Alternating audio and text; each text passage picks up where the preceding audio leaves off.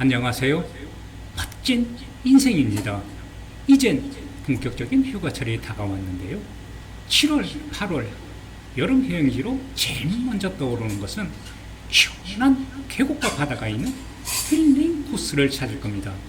오늘은 여러분의 눈높이에 맞추어 만족할 수 있는 동해시의 최고 핫플 코스를 선정해서 꼭 가볼 만한 곳 베스트 7 1박 2일 여행지를 소개합니다. 첫 번째 여행지는 동해시 가장 남쪽에 있는 촛대바위입니다. 해변을 따라 식당 및 펜션, 유락시설이 잘 갖추어져 있고요. 눈부실 정도로 아름다운 백사장과 에나멜드빛 바다가 있어서 동해시 여름 휴양지 1번지로 꼽히는 이곳은 애국가 첫 기절에 나오는 촛대바위가 있는 곳입니다.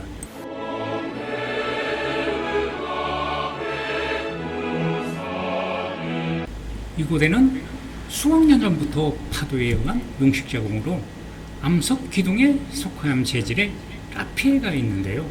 우리나라에서 가장 큰 한국 성림으로 유명한 곳입니다. 성림에서 200m 지점에 우리나라 바다에서 가장 먼저 만든 출렁다리가 있는데요. 시원한 동해바다 낭만을 이후까지 즐길 것을 권장합니다. 두 번째 여행지는 백두대간 두타산이 빚은 신선이 산다는 무릉계곡인데요. 무릉계곡 주차장이 보이고요. 상가 끝에 매표소가 있고 사마사가 보입니다. 첫 번째 만나는 것이 금난정이고요. 금난정 옆에는 넓은 무릉반석이 있고 계곡 산행을 즐긴 후에 이곳에 물놀이를 하면 됩니다. 두타산 사마사 일주문을 지나고요. 두타산 사마사 표지석과 12지신상도 지나갑니다. 사마사를 지나고부터 계곡의 다리도 건너고 계곡도 감상하면서 피톤 지더가 가득한 산책로 같은 숲길을 계속 걸으면요. 두타산으로 오르는 삼거리가 나오는데 산행 코스는 힘들지만 배틀바위 전망대 등 조망이 너무 좋고요. 산행 시간은 약 9시간 이상 소요됩니다. 좌측으로 두타산으로 오르는 삼거리가 나오고요. 이것이 선녀탕입니다. 선녀탕은 벼랑 끝에 있고요. 수심이 상당히 깊어 보였는데 선녀탕 옆에는 다람쥐가 사람을 보고 먹을 것을 달라는 눈치였는데요. 이가 안상하는 열매를 낼름 받고는 한쪽 불에 저장을 하고 또 달라는 눈치여서 한 개를 또 주니 그것도 볼에 숨기고 양쪽 불이 불룩한 것을 보고 너무 귀여웠습니다. 선녀탕에서 조금 오르면 쌍폭포가 나오고요. 용축폭포에서 내려오는 물과 박달 계곡의 물이 이곳에서 만나면 마치 자연의 음양설리와 순리를 나타내는 듯하며 용축폭포와 함께 무릉 계곡의 절정을 이루고 있습니다. 쌍폭포에서 용축폭포는 5분 거리에 있는데요. 용축폭포는 모두 3단으로 되어 있는데 가장 큰 산폭만 볼 수 있고요. 나머지 2폭과 1폭은 드론으로 촬영하였는데요. 첫 번째는 와폭이라 폭포라 할 수 없고요. 두 번째는 폭포가 조금 컸고 세 번째는 항아리 모양의 폭포가 가장 아름답게 보였습니다. 용추폭포에서 발가락 바위를 감상하고 원점 회기를 하면 되고요. 주차장에서 용추폭포까지 왕복 3시간이 소요되고요. 무릉 반석에서 시원한 물놀이를 하고 마무리를 하면 됩니다.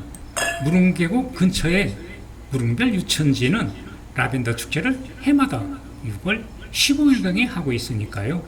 축제 기간 때는 셔틀버스를 타고 함께 묶음 여행을 하면 좋습니다. 무릉계곡에서 천곡 황금박쥐동굴은 약 20분 거리에 있고요.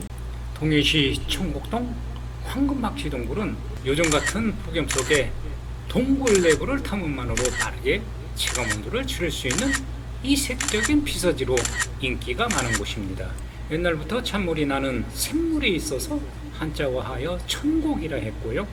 이곳에 황금박쥐가 있어서 천곡 황금박쥐 동굴로 변경을 했습니다. 땅에서 자라는 것이 석순이고 천장에서 아래로 크는 것이 종류석인데요.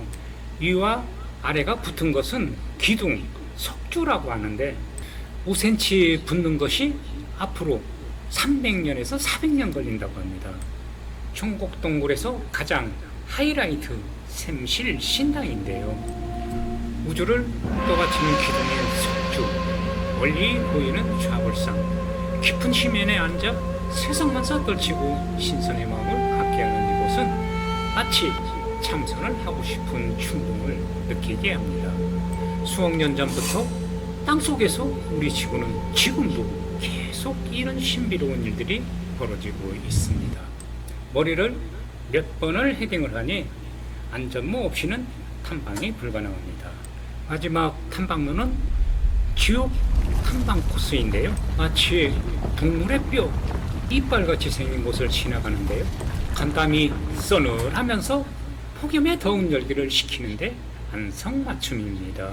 하룻밤 묵을 숙소를 정하기 위해서 청복 황금박쥐 동굴에서 묵호항으로 이동합니다. 묵호항에 도착하면 커다란 방파제가 있는 곳에 수변 공원이 자리하고 전망대가 자리한 곳 1층은 화로의 센터가 있고요. 그리고 우측으로 화로 판매 센터가 있고 오늘 숙소인 션쉐인 호텔도 보입니다. 숙소에서 여장을 부르니 배가 고픕니다. 나는 어선이 많은 항구를 참 좋아하는 이유는요. 바다에서 갓 잡아온 화로를 경미하는 활기찬 장면들, 이런 내용을 맡으면 어부들쌈의 냄새를 가장 가까이서 볼 수 있기 때문입니다. 이곳 저곳에서 화로를 파는 모습을 볼 수 있고요. 여러 가지 화로들이 보이는데요. 고등어가 제일 활기차게 보입니다. 나는 광어와 고등어를 5만 원에 구매를 했습니다. 식당에서 화로를 소주와 함께 치기가 오를 정도로 먹고요. 매운탕까지 맛있게 잘 먹었습니다. 숙소에서 고단한 하루 일정을 마치고요. 내일을 위해서 잠을 청합니다. 두 번째 날은 일출을 보기 위해서 일찍 망상 해수욕장을 찾았습니다.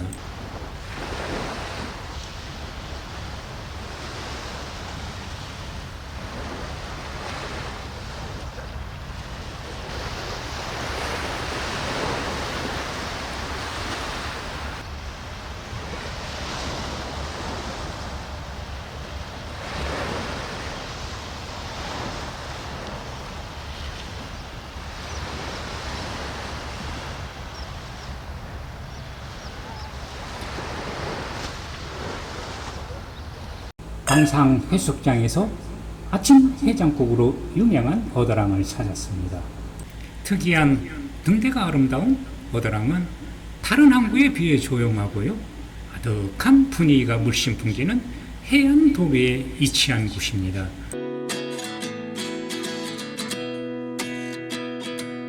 이곳 주변은 시원한 곰칫국으로 유명한 집이 참 많은 곳입니다. 곰치는 탕으로 끓이면 담백하고 깔끔한 맛을 내서 음주 속풀이에 좋은 재료인데요. 눈이 작고 생김새가 뭐해서 저걸 어떻게 먹지 고민하다가요. 용기를 내서 들어가 보았는데 의외로 인기 연예인이 많이 찾은 곳이었습니다. 아이고, 안녕하세요. 소문 듣고 찾았어요. 얼마나 곰국을 맛있게 하길래 그 비결이 뭡니까요? 비결이라고 뭐고요, 생물이고요. 네. 예, 우리는 오래됐고, 예, 오래됐고 뭐 사는 거 바로 잡아갖고, 양념을 안 하고, 묵은 소금하고 김치하고, 예, 예, 고춧가루 이렇게 넣고 그냥 합니다. 그래서 아이고, 그런데 차림표를 보니 곰칫국 1인분 22,000원, 가자미구이가 3만원, 해장국을 먹는데 너무 비싸 보였습니다. 곰칫국 1인분은 나누어 달라고 부탁하였습니다. 반찬은 모두 정갈해서 물어보니 손수 직접 만들었답니다. 곰칫국은 1인분 시켰는데 두 사람이라 두 그릇으로 만들어줍니다. 보기엔 묵은 김치만 넣어 맛이 없을 줄 알았는데요. 이 곰칫국인데요. 김치하고 신김치하고 이렇게 곰치만 이렇게 넣어가지고 콩나물을 이렇게 넣어서 끓였는데 한번 맛을 보겠습니다.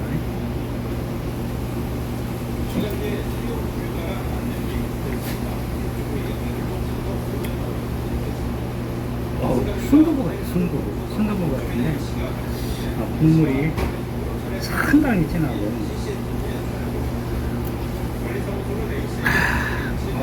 진짜 막 어제 소주 한 잔 했는데 정말 국물이 너무 진해서 해장국이 정말 좋습니다. 어더랑에 오면 해장국으로 곰칫국 맛보시면 절대 후회를 안 할 겁니다.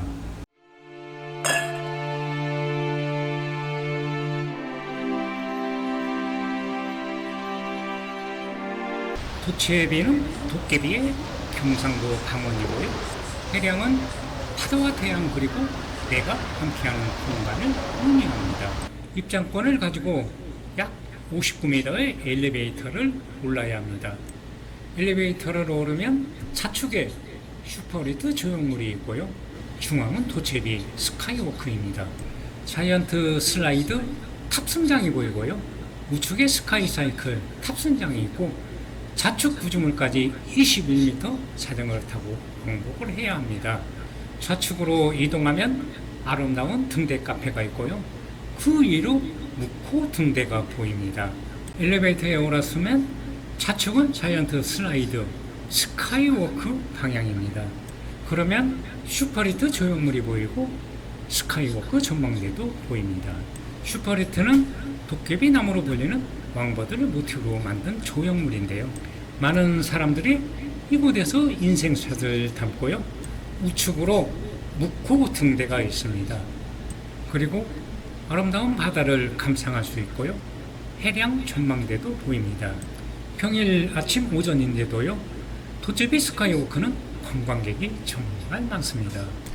배를 타야만 바다 밑을 볼 수 있는 곳을 투명 유리로 만들어 짜릿한 스릴을 느낄 수 있도록 유리를 만들었는데요. 마치 망망대해로 큰 배를 모는 마도로스 같았습니다. 동해에 오면 도깨비골 스카이밸리에서 짜릿한 인생샷 담아보시기 바랍니다. 스카이 전망대에서 자이언트 슬라이드로 이동합니다. 자이언트 슬라이드 길이 87m이고요. 높이가 27m의 대형 미끄럼틀인데 솔직히 나는 겁이 나서 타지를 못했습니다. 자이언트 슬라이드 옆에는 스카이 사이클 등이 있는데요. MZ 세대들이 즐기고 볼거리 등이 많았습니다. 나는 묵호 등대 방향으로 발길을 돌렸는데요. 이곳에는 신기한 유리가 있었는데 커졌다, 작아졌다, 뚱뚱해졌다, 홀쭉해졌다. 참 재미있는 유리입니다. 새 조형물에서 아름다운 인생샷도 남기고요. 그리고 묵호 등대를 빙글빙글 돌으면서 오르는데 조금 어지러웠습니다. 그리고 등대 밖을 나가보니까요. 와, 등대는 처음 올라와 보았는데 조망은 정말 끝내줍니다.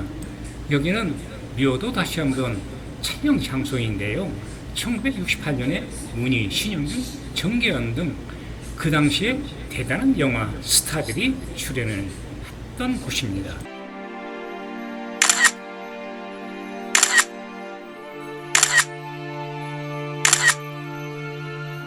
장작으로 불을 피워 횃불을 상징하는 조형물도 있습니다. 계단을 내려가면 아름다운 등대 커피숍이 있는데요. 커피숍은 다양한 차와 디저트가 있었고요. 작았지만 공간에 짜임새 있게 배치를 잘했고요. 확 트인 바다를 바라보며 잠시 휴식을 취하기에 너무 좋았습니다. 나는 등대처럼 보이는 홀에서 털을 잡았는데요. 정말 이런 곳에서 먹는 커피 맛이 어떤지 상상해 보기 바랍니다.